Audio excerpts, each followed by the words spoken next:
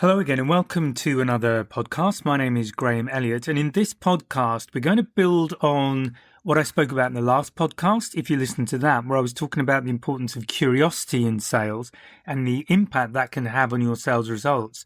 So we're going to take that a bit further and go a little bit more strategic, I guess, with looking at something called adaptive selling.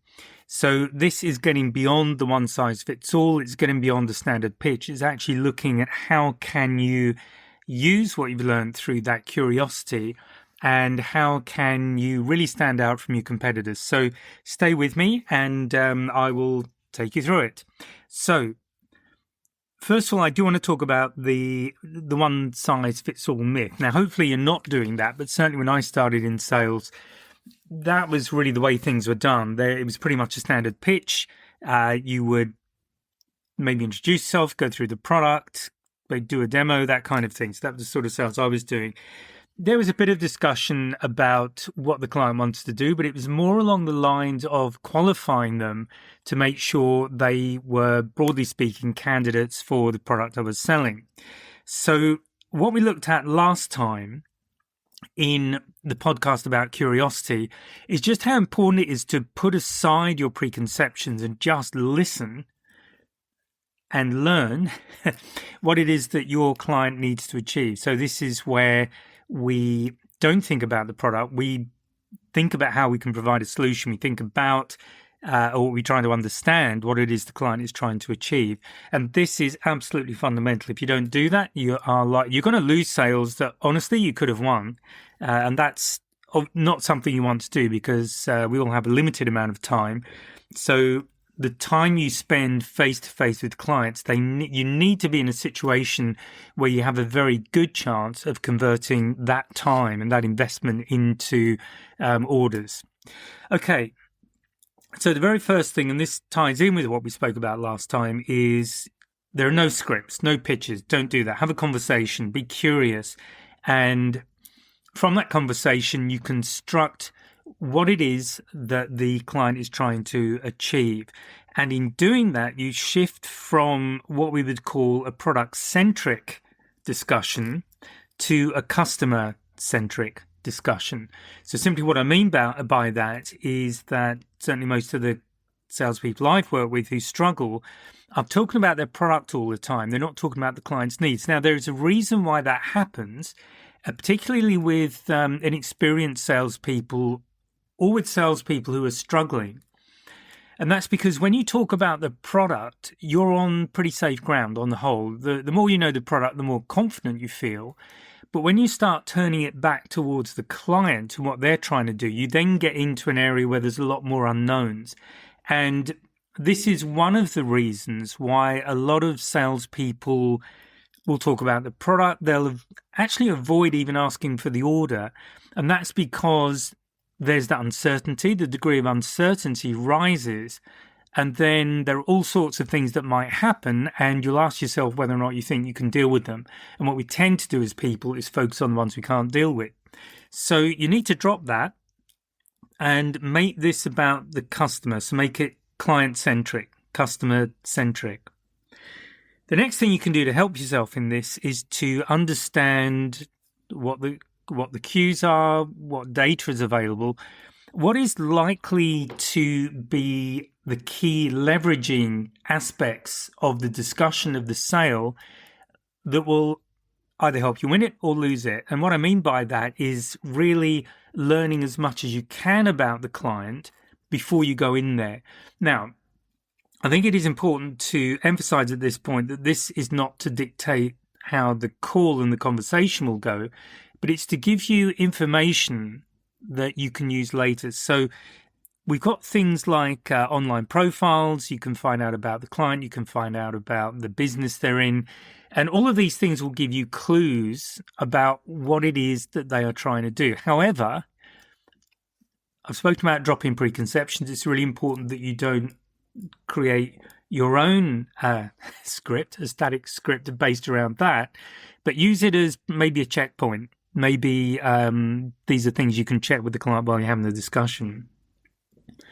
I spoke about open questions last time. So think about what kind of questions can you ask that give you insights into the client, particularly things like unspoken needs. So clients don't, and this will depend again on the industry you're in, but clients don't always give you everything up front. Sometimes there might be a really important need there that they're uncomfortable about talking about. So just to give you almost a silly example, but it gives you some context. And this would be selling somebody wigs. So I don't know if many of you do that, but there you go. So wigs for gentlemen or wigs for ladies. And you're having a conversation about what they want from the wig, and it might be particular colors to match, maybe their natural hair color, particular styles to make them look good, all of that kind of thing. But the underlying need is usually attached to self-esteem, and that in turn can lead to confidence, self-worth, all of those kind of things. So if you're meeting somebody the first time to have a discussion about wigs, they're not going to come up, or it's highly unlikely that they will come to you and say, look, I need a wig because I'm suffering from really low self-esteem, low confidence, and, I need to fix that. So this is where some insight, just thinking about the questions, and this is probably something you'll have to work on over time, but you really want questions that can elicit or at least give you an understanding that this could be a real driver. Because it's fine to talk about the color, style, all of that kind of thing. But what you really need to get a finger on is what is it about the wig? What does it need to deliver in their minds to allow them to start feeling self-confident? It will probably be the look. I don't know much about wigs, but hopefully you get the idea about this. There are unspoken needs. And think about that for the business you're in, what you sell, and what are the unspoken needs, but the really important needs that need to be met by what you're offering. So that may be quite obvious. It may not be. It may not even apply. But these are things to just be conscious of. The next thing to be able to do is we'll call it pivoting on the fly. And that's simply adjusting the message, the solution that you have. And I prefer to think of it that way while you're talking to them. So again, coming back to fundamentals, the way I approach sales is that the salesperson is there as a problem solver. Our client has a problem. They are coming to you because you're the expert in that area and they believe that they can solve the problem for them, that you're able to come up with a solution for them. However, what that solution turns out to be, we will only know through questioning and doing a deeper dive into what that client is looking for. So hence the customer-centric model for connecting with the client. So another aspect of that can be that as you're having the conversation with them, you begin to realize that, and this could come out of the thing I've just spoken about the insightful questions. As you're speaking to them, you begin to realize that what they are looking for is actually not what you thought initially. There is some other requirement going on in there that you hadn't immediately identified. So it's really important to be able to just roll with that, to pivot with it, and to look at whether or not that rules you out, or do you need to change the approach? Do you need to change the nature of the solution?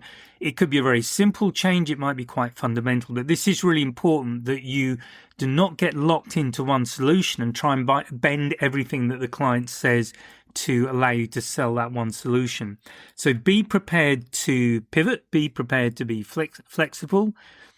Don't get too tied into one solution for them, because it may well be you have another solution, could even be higher monetary value or whatever it might be. It might be more advantageous. So be prepared to just go with it. To make it an exploration, that's what certainly an initial conversation with a client is. It's an opportunity to really explore the reality of their needs, to do a deep dive on it, really get a good understanding of what's going on there.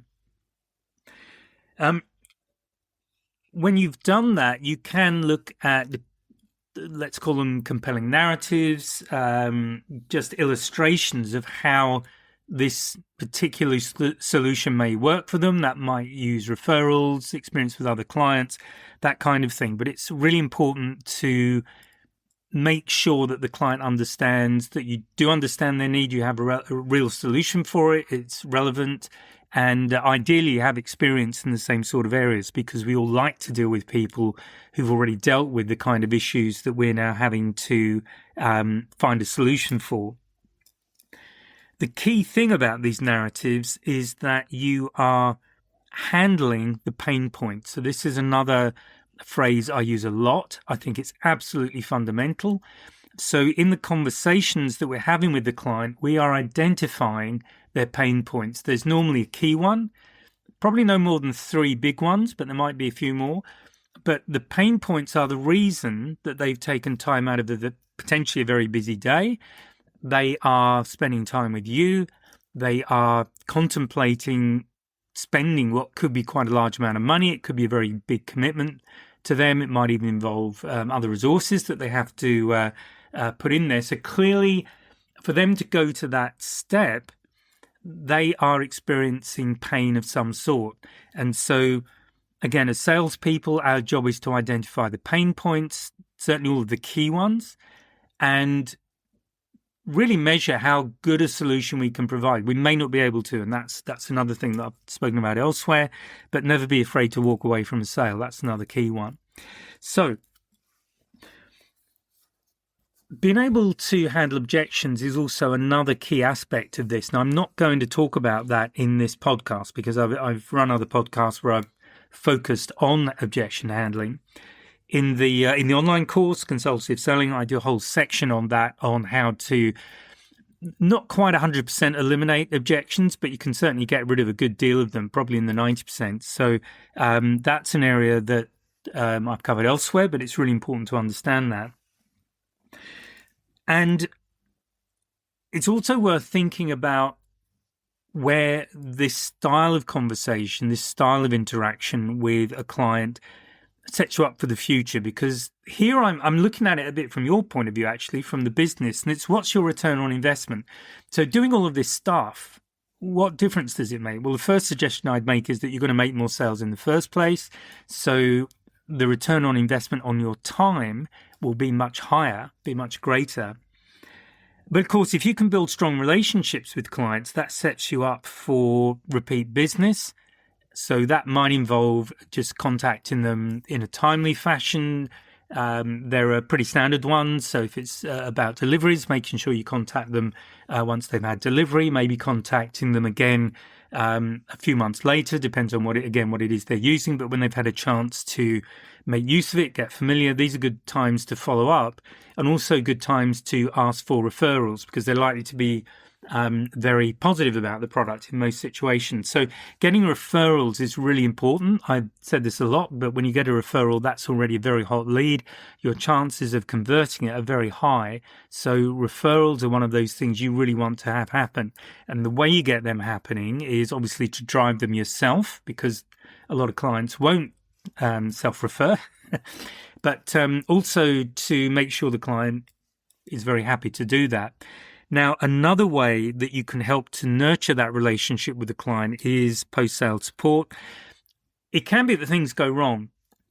So obviously that's not what we're really looking for. It's generally not considered good news when things go wrong.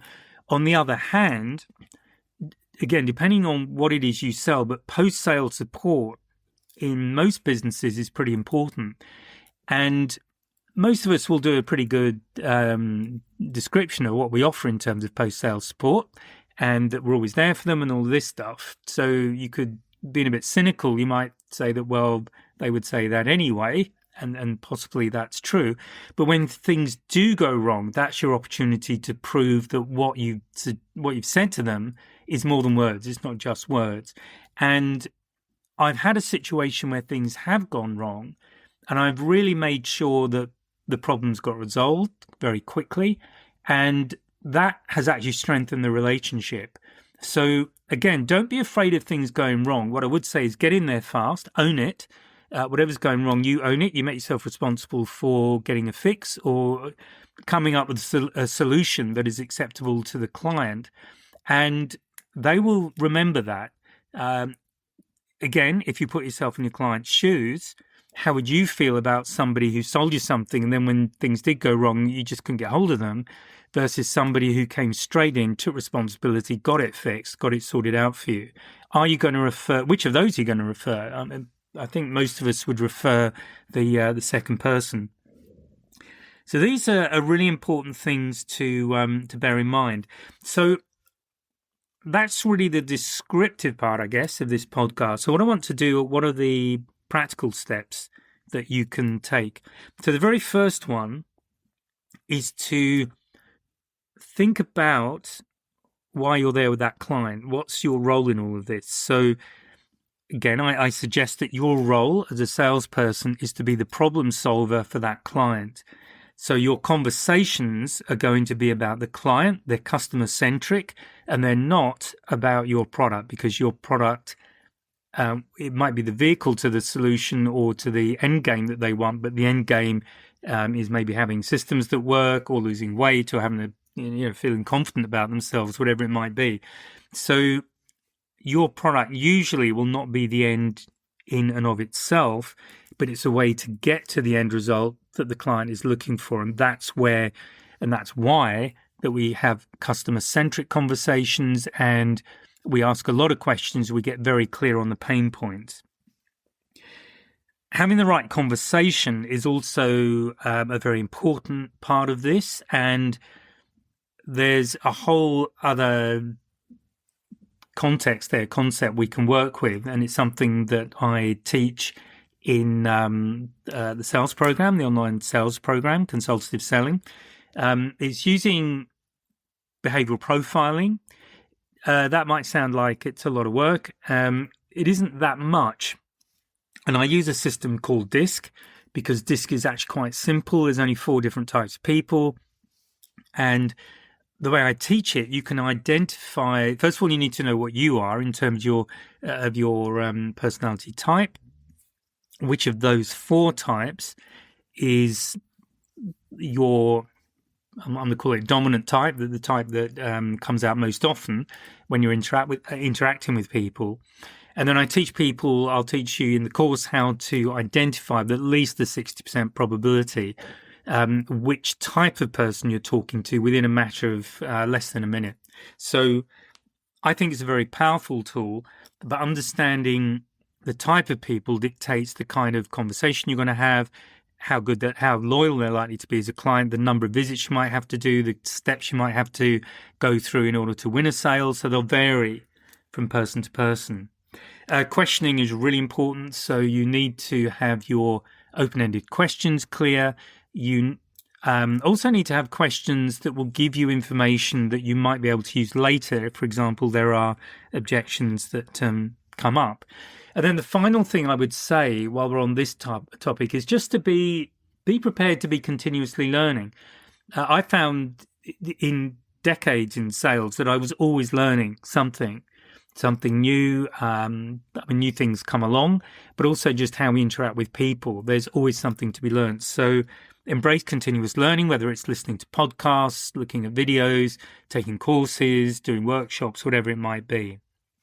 Okay, so I hope that's given you some food for thought. If I've earned a like or a subscribe, please, I would appreciate it. Give me a like and subscribe, because that allows me to keep doing these things.